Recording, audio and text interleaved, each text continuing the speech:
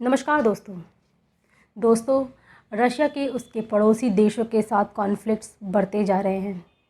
1991 की बात करें तो क्रिसमस तक सोवियत यूनियन टूट चुका था।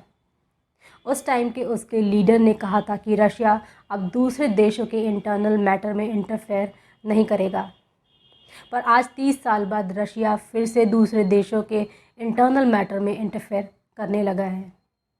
मिस्टर पुतिन की बात करें तो वो सोवियत यूनियन के टूटने से काफ़ी नाराज़ थे, ख़ास तौर पर यूक्रेन और बेलारूस के अलग होने से।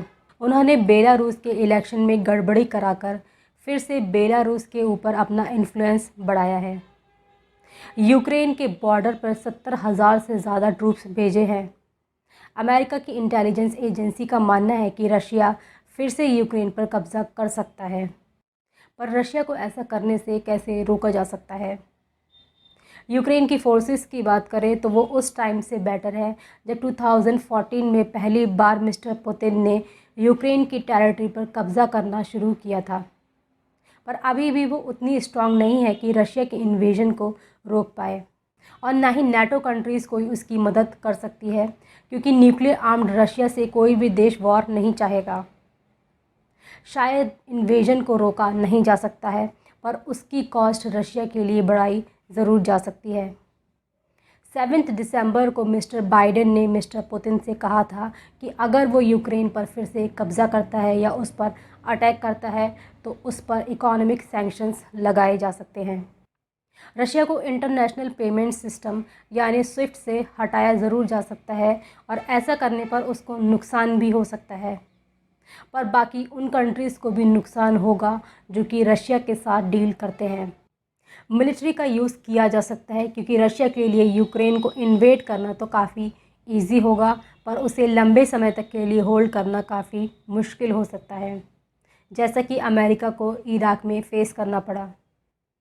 यूक्रेन का इन्वेजन होता है तो रशिया उसे डाइजेस्ट ही ना कर पाए, इसीलिए देशों को यूक्रेन की फाइनेंशियल मदद और साथ ही साथ उसे वेपन सप्लाई करने ही होंगे। 2014 के बाद से जब से मिस्टर पुतिन ने यूक्रेन की टेरिटरी पर धीरे धीरे करके कब्ज़ा करना शुरू किया, तब से यूक्रेन के लोग, चाहे उसमें रशियन एथनिक ग्रुप ही क्यों ना हो, रशिया के कंट्रोल को रेजिस्ट करते रहे हैं। नेगोशिएशन की कोशिश की जानी चाहिए, पर मिस्टर पुतिन नाटो को रशिया के लिए ख़तरा मानते हैं, जो कि ऐसा बिल्कुल नहीं है। ऐसा वो इसीलिए कर रहे हैं क्योंकि वो अपने पड़ोस में कोई भी ऐसा देश नहीं चाहते हैं जो कि डेमोक्रेटिक हो, और साथ ही नाटो के रूप में एक इमेजिनरी दुश्मन दिखाकर मिस्टर पुतिन अपने लोगों से लंबे समय तक के लिए सपोर्ट चाहते हैं। एक पोल के अकॉर्डिंग सिर्फ 4% रशियंस ये मानते हैं कि रशिया यूक्रेन में प्रॉब्लम्स के लिए ज़िम्मेदार है। वहीं 50% से ज़्यादा लोग ये मानते हैं कि इसके लिए नाटो और अमेरिका ज़िम्मेदार है। दूसरी तरफ मिस्टर पुतिन ये भी चाहते हैं कि यूक्रेन वो 7 साल पुरानी पीस डील को एक्सेप्ट करे जिसे रशिया ने फोर्सफुली नेगोशिएट कराई थी। इससे यूक्रेन में नया सिस्टम डेवलप होगा जो कि रशिया के अंडर में होगा। उसका बॉर्डर और फॉरेन पॉलिसी रशिया कंट्रोल करेगा।